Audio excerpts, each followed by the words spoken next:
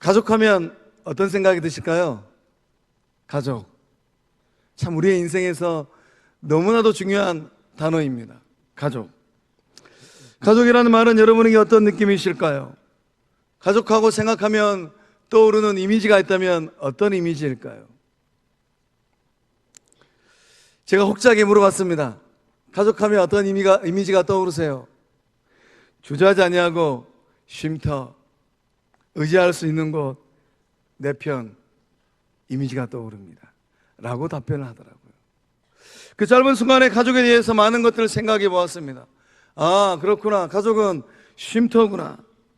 가족만큼 좋은 쉼터는 이 세상에 없습니다. 지치고 고단한 몸을 이끌고 문을 딱 열고 들어가는 순간 정말로 가족은 너무나도 좋은 쉼터입니다. 어머니, 아버지, 형님 하는 순간에 마음이 막 녹아져요. 세상에서 받았던 이 긴장감들, 스트레스들 다 눈 녹듯이 녹아내리는 것이 가정이고 가족입니다. 또 가족은 내가 힘들고 어려울 때 가족만큼 의지할 수 있는 곳이 없습니다.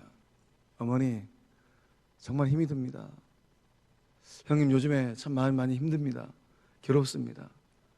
그러면 정말로 아껴주고 사랑하는 형제들, 또 부모님은 정말로 쌈짓돈 많든 적든 그거 끄집어내서 손에 쥐어주고 힘내시게나 라고 위로하시고 권면하시면서 등을 토닥거려 주십니다.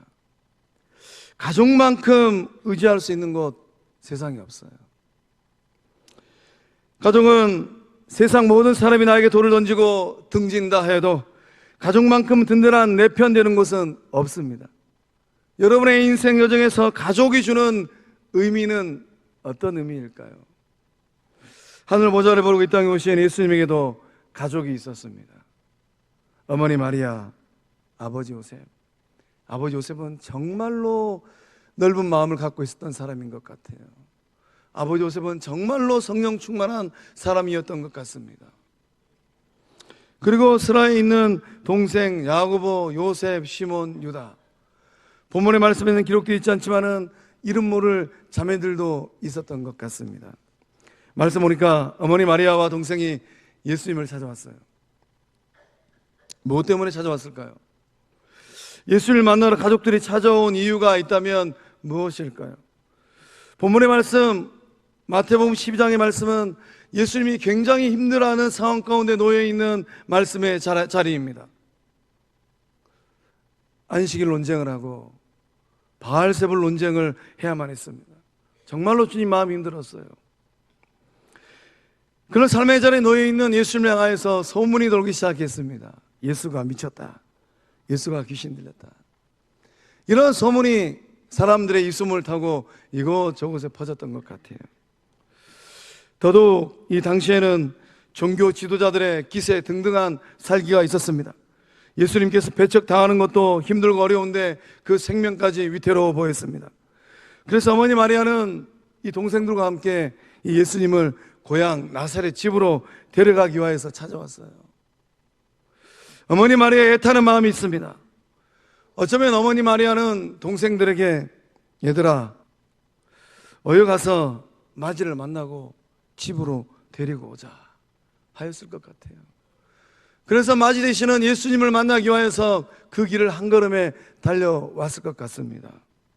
소문을 듣고 예수님께서 계신 곳에 와서 보니 사람들이 너무 많아요. 아들 예수님을, 형님 예수님을 만날 수가 없습니다.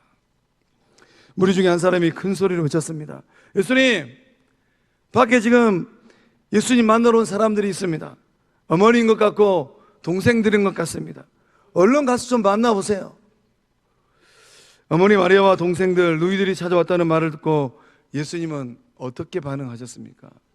열일을 제쳐두고 어머니 마리아, 동생들 얼굴 보러 가셨습니까? 그게 아니셨어요. 예수님은 이 질문 앞에, 이 무리 중에 있는 한 사람의 말 앞에 우리 주님께서 반문을 하셨습니다. 반문. 진정한 가족이 어떤 사람인지, 누가 진정한 예수 가족인지에 대하여서 우리 주님이 반문하셨어요. 48절의 말씀, 떨리는 심정으로 그날 그때 말씀하셨던 예수님의 마음으로 우리 다시 한번 읽어보겠습니다. 시작. 말하던 사람에게 대답하여 이르시되 누가 내 어머니이며 내 동생들이냐 하시고. 아멘. 아멘. 누가 내 어머니이며 내 동생들이냐. 예수님은 진정한 가족, 진짜 가족이 누구인지를 가르쳐 주기 위하여서 반문하셨습니다. 우리 성도님들은 나의 진정한 가족, 나의 참된 가족이 누구라고 생각하실까요? 그렇다고 해서 예수님께서 인륜을 저버리는 것은 아닙니다. 우리 주님은 육적 가족을 포기하지 않으셨어요. 예수님은 십자가에 달려 죽으시는 그 순간까지 어머니 마리아를 돌보시고 사랑하셨습니다. 예수님은 죽는 그날까지 어머니 마리아를 사랑하셨어요. 예수님께서 하고 싶은 영적 가르침이 있는데 어떤 가르침입니까? 가족의 재구성입니다. 예수 가족의 재구성이에요. 우리말 성경에는 누가라는 말이 한 번 기록되어 있습니다. 그러나 원문 성경에서는 이 누가라는 말이 2번 기록되어 있어요. 누가 내 어머니이며 누가 내 동생들이냐. 예수님께서 누가라는 말을 2번 사용하셨습니다.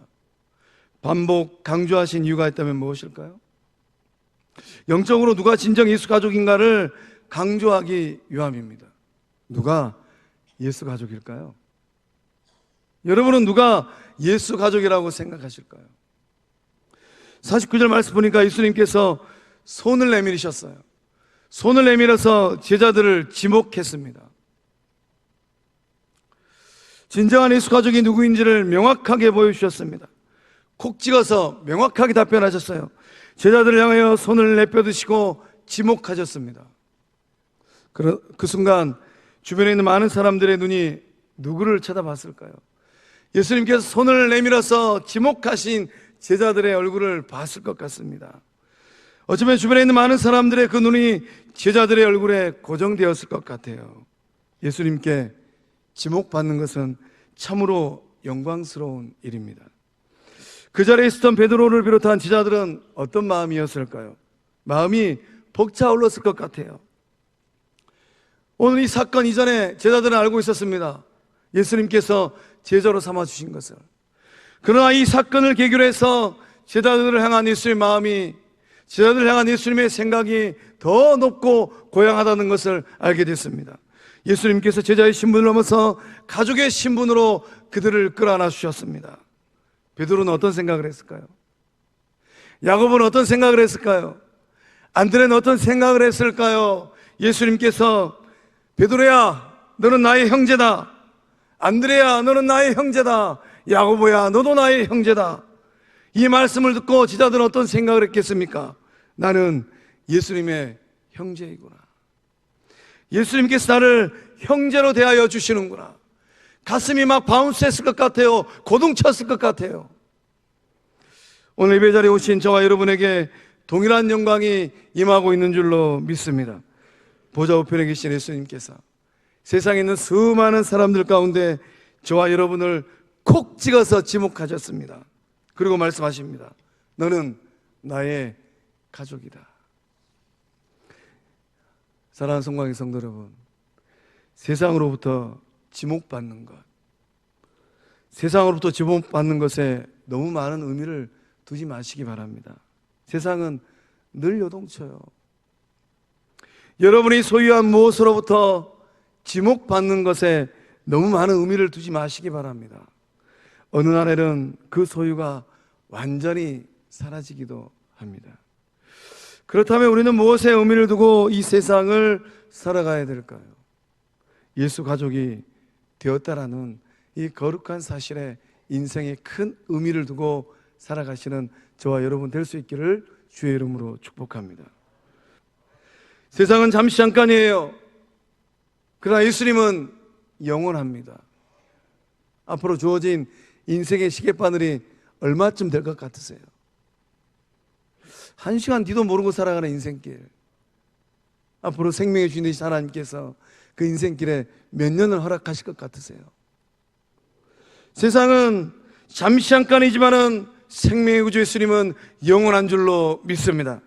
세상은 때때로 지옥 불구덩이입니다. 그러나 예수님과 함께 있는 것은 영원한 생명이요 영원한 안식입니다. 세상을 살아가는 여러분의 자부심이 이 땅에 있는 것이 아니라 예수 가족됨에 있는 줄로 믿습니다. 여러분은 누가 여러분의 영적 가족이라고 생각하실까요? 함께 구원받은 성도들 바라보시면서 예수 안에서 함께 구원받은 가족이구나라는 생각을 하고 계실까요? 진정으로 서로가 서로를 바라보시면서 아무개는 나의 예수 가족이구나라는 그 마음과 생각이 여러분 안에 있는 줄로 믿습니다. 한국교회의 아픔과 고통과 한국교회의 문제는 무엇입니까? 은혜의 날에는 너도 나도 없이 다 예수 가족이라고 고백합니다. 그러나 어떠한 일이 생기고 발생하고 틈이 벌어지고 나서 온 사단마귀가 영적 공동체를 빚고 들어오면 예수 가족이라는 이 거룩한 소명과 사명과 고백을 잊어버려요. 거룩한 및 성황 공동체 주님 오시는 그날까지 예수 가족으로 우뚝 서서 믿음의 길을 걸어가는 주의 몸 주의 전 된 줄로 믿습니다. 팻 윌리엄스라는 사람이 있습니다. 미국 프로농구 NBA 이 명문 구단인 이 올랜도 매직의 공동 설립자입니다. NBA에 끼친 공로를 인정받아서 명예의 전당에 올랐다고 합니다. 또 수십 권의 또 책을 저술한 아주 유명한 베스트셀러이기도 합니다. 베스트셀러 작가이기도 합니다. 이 팻 윌리엄스는 20살 때부터 자신이 하고 싶은 일에 큰 성공을 거뒀다고 해요. 팻 윌리엄스가 이 더더욱 유명한 것은 사회적으로 세상적으로 성공한 것이 아니라 자녀를 두었는데 몇 명의 자녀를 두었을까요? 18명의 자녀를 두었기 때문이라고 합니다. 이 18명의 자녀를 둔 것으로 인하여서 팻 윌리엄스는 굉장히 유명한 사람이 되었다고 해요.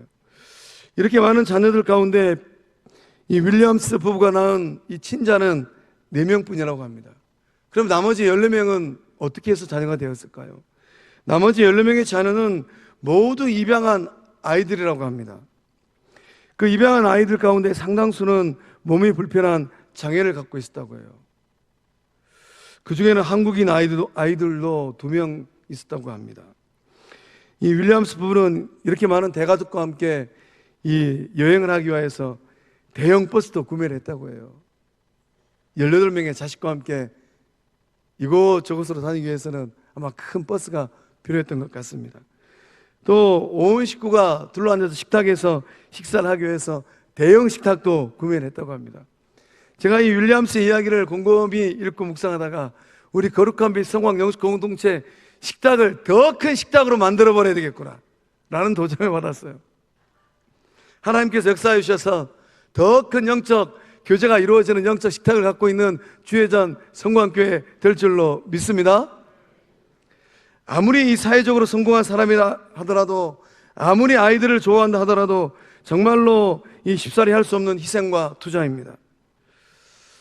이 팻 윌리엄스는 자신이 이렇게 많은 아이들을 입양하고 그 아이들을 돌보는 이유에 대해서 이런 고백을 합니다. 잘 들어보시기 바랍니다. 제가 자녀들을 이렇게 많이 두고 보살피는 것은 저의 행복을 위해서입니다. 나 혼자만 잘 살아서는 결코 행복할 수 없고, 행복은 나눌 줄 알아야만 진정으로 행복해질 수 있습니다. 아이들을 입양하는 것은 행복을 위한 저의 투자이기도 합니다. 팻 윌리엄스는 자녀들이 한 명 한 명 늘어갈 때마다 정말로 행복했던 것 같습니다.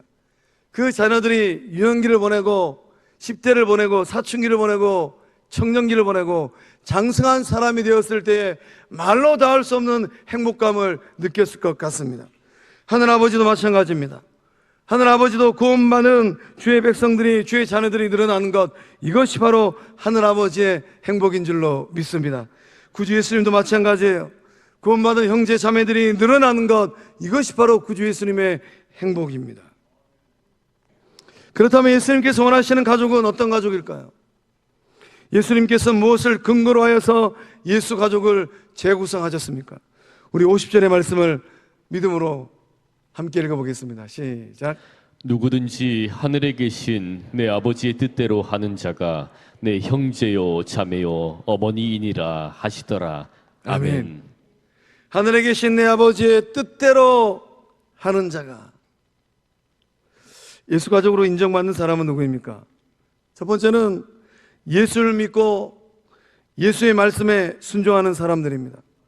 예수님께서 말씀하신 하늘에 계신 내 아버지의 뜻은 무슨 뜻일까요? 예수님을 그리스도로, 메시아로 믿는 겁니다. 두 번째는 예수 생각으로 꽉 찬 사람이 예수 가족입니다. 예수님의 생각이 나의 생각, 예수님의 가치관이 나의 가치관이 된 사람입니다. 세상을 보는 눈도, 세상을 바라보는 가치관도 예수님처럼 생각하고 예수님처럼 바라보는 것입니다. 예수 그리스도의 핵심 가치와 예수 그리스도의 핵심 사상을 가지고 세상을 살아가는 것입니다. 그렇다면 예수님의 핵심 가치와 예수님의 핵심 사상은 무엇일까요? 사랑입니다. 우리 요한복음 14장 21절의 말씀을 믿음으로 함께 읽어보겠습니다. 시작. 나의 계명을 지키는 자라야 나를 사랑하는 자니 나를 사랑하는 자는 내 아버지께 사랑을 받을 것이요 나도 그를 사랑하여 그에게 나를 나타내리라. 아멘. 아멘. 이 한 구절의 말씀 가운데 우리 주님께서 사랑이라는 단어를 무려 4번 사용하셨습니다.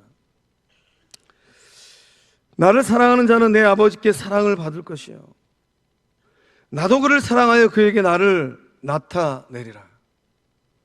예수님께서 성도님들을 사랑하신 줄로 믿습니다. 그 사랑으로 서로 사랑하고 계신 줄로 믿습니다. 세 번째로 저마다에게 주어진 자기 십자가를 짊어지고 예수님의 뒤를 따라가는 것입니다. 예수를 따라가는 길은 험난한 길이에요. 예수 따라가는 길은 좁은 길입니다. 예수 따라가는 길은 고난의 길입니다. 예수 따라가는 길은 영광의 길이고 예수님을 따라가는 길은 축복의 길입니다. 예수님을 따라갈 때, 그 길을 걸어갈 때 때로는 희생과 수고와 아픔과 고통과 눈물이 있기도 합니다. 설령 그렇다 하더라도 그 길을 걸어가는 사람들, 그들이 바로 저마다의 삶의 자리에 주어진 자기 십자가를 짊어지고 예수를 따라가는 주의 백성들인 줄로 믿습니다. 예수님을 위하고 복음을 위하고 하나님의 영광을 위해서라면 희생하고 손해볼 각오를 하는 사람들, 그들이 바로 하나님의 뜻을 행하는 사람들입니다. 네 번째는 하나님의 자녀된 사람들은 하나님께서 구원하신 그 놀라운 구원의 은총으로 함께 구원받은 주의 백성된 하나님의 자녀들을 영적 가족으로 인정하는 사람입니다. 가족은 생명 공동체입니다. 가족은 동고동락하는 사람들의 모임이에요. 가족은 한 부모로부터 생명을 물려받은 생명 공동체입니다. 가족은 내리사랑으로 내려오는 사랑을 서로 주고받는 사람들의 모임이에요. 우리 안에 흐르고 있는 사랑이 있다면 어떤 사랑일까요? 십자가를 통한 대속의 사랑입니다. 아무 조건 없이 주신 사랑이에요. 남녀노소를 막론하고 빈부귀천을 막론하고 소유와 지식을 막론하고 혈연과 재연과 학연을 막론하고 주신 성부 하나님의 한없는 사랑, 십자가의 사랑입니다. 그 큰 사랑이 성관 공동체 안에 흐르고 있는 줄로 믿습니다. 그 믿음으로 에베소서 2장 19절의 말씀 세번역 성경으로 함께 읽어보겠습니다. 시작. 그러므로 이제부터 여러분은 외국 사람이나 나그네가 아니요 성도들과 함께 시민이며 하나님의 가족입니다. 아멘. 아멘. 엄격하게 얘기하면 저와 여러분은 육체적으로 이방인들입니다. 우리는 그리스도 밖에 있었습니다. 100년 전만 하더라도 200년 전만 하더라도 조선 땅에는 복음이 없었어요. 6.25 500년의 역사 가운데 토속시장 가운데 하나님하고는 전혀 상관이 없는 민족, 한 민족이었습니다. 선민이라고 자부하던 유대인들의 눈에, 아브라함의 직계 자손이라고 생각했던 유대인들의 눈에는 가까이 하기에는 너무 먼 이방인들이었습니다. 아브라함을 통하여 주신 언약의 말씀과는 전혀 상관이 없는 외인들이에요. 소망도 없고 하나님도 없었던 사람들입니다. 놀라운 은혜는 무엇입니까? 놀라운 은혜는 이랬던 우리가 예수 그리스도의 십자가의 피로 양자됨의 은혜를 입었다는 사실에 있는 줄로 믿습니다. 하나님의 아들이 되고 하나님의 딸이 되고 하나님의 가족이 되었다라는 사실이에요. 이것이 은혜입니다. 가족은 혈육 공동체입니다. 우리는 어떠합니까? 우리에게만 신비한 진리는 무엇입니까? 예수님의 피로 한 가족이 되었다라는 사실인 줄로 믿습니다. 중요한 영적 포인트는 무엇입니까? 주님께서 누구든지라고 말씀하셨어요. 예수님께서 어떠한 예외도 없다는 것을 강조하셨습니다. 빈부의 차별, 남녀의 구별, 나이의 많고 적음, 감옥에 있든 자유하든 많이 배운 사람이든 적게 배운 사람이든 건강한 사람이든 병든 사람이든 잘생긴 사람이든 그렇지 않은 사람이든 피부색이 검든 노랗든 하얗든 고향이 경상도든 전라도든 과거사가 복잡하든 그렇지 않든 아무런 상관이 없다라고 말씀하신 겁니다. 누구든지 목마르거든 누구든지 영생에 이르기를 원한다면 누구든지 창조주 하나님을 아버지로 부르기를 원하기만 한다면 그것으로 충분하다라고 말씀하셨어요. 세상은 여전히 차별합니다. 구별합니다. 세상은 여전히 갑과 을을 나눕니다. 그러나 여러분을 가족으로 부르신 예수님은 차별도 구별도 하지 않는 줄로 믿습니다. 이것이 은혜입니다. 이것이 영광입니다. 이것이 말로 다할 수 없는 사랑인 줄로 믿습니다. 하나님의 뜻을 행하는 사람은 누구든지 예수 가족이 된 줄로 믿습니다. 예수 가족이 되는 조건은 단 한 가지입니다. 하나님의 뜻대로 행하는 사람들입니다. 하나님의 뜻대로 행하는 사람은 어떤 사람이든지 예수님의 형제가 되고 자매가 됨을 믿으시기를 바랍니다. 은혜는 죄인 된 우리가 예수 가족이 되었다는 이 사실에 있는 줄로 믿습니다. 거기서 끝나지 않아요. 은혜는 온 우주 만물을 창조하신 그 하나님을 아버지라고 부르는 거예요. 이 거룩한 믿음의 고백으로 우리 로마서 8장 14절에서 16절의 말씀을 함께 읽어보겠습니다. 시작. 무릇 하나님의 영으로 인도함을 받는 사람은 곧 하나님의 아들이라.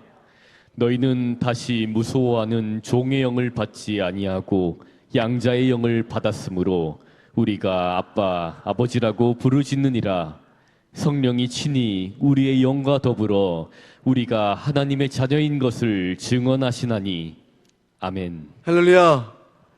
예수님께서 이 땅에 오셔서 놀라운 은혜를 주셨습니다.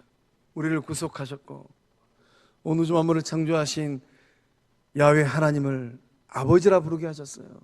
거기서 끝나는 것이 아니라 그 피로 구속받은 믿음의 형제들을 예수 가족으로 하나님의 자녀로 묶어주신 줄로 믿습니다. 은혜는 어디 있을까요? 은혜는 죄인 된 우리가 하나님을 아버지라 부르고 예수 가족으로 살아가는 이것에 있는 줄로 믿습니다. 서로를 향하여서 예수 가족이라 라고 고백하고 계신다면, 그렇다면 오늘 우리는 예수 가족으로 인정하고 고백하는 사람들을, 형제들을, 성도들을 서로를 향하여서 어떻게 해야 할까요? 잘 섬겨야 합니다. 잘 먹여야 합니다. 잘 인정해야 합니다. 잘 놀아야 합니다. 저를 따라서 한번 고백하겠습니다. 잘 섬기겠습니다. 잘 먹이겠습니다. 잘 인정하겠습니다. 잘 놀겠습니다. 할렐루야. 이 은혜가 우리 가운데 흐르고 있는 줄로 믿습니다.